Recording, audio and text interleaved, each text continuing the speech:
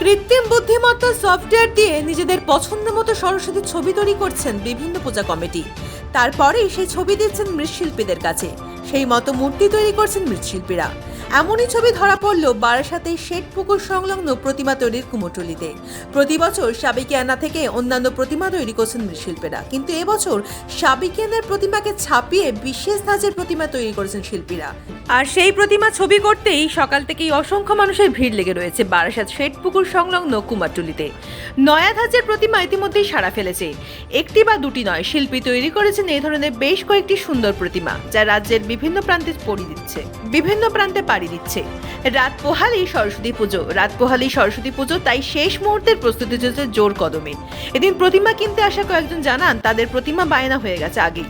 যদি আগে এমন প্রতিমা তারা দেখতে পেতেন তাহলে তারা এইভাবেই বায়না দিতেন, কেননা বাড়ির বাচ্চারাও এরকম প্রতিভা দেখলে খুব খুশি হয়। তাই এই কথা মাথায় রেখে পরের বারে এমনই প্রতিভা তারা অর্ডার দেবে বলেই জানাচ্ছেন।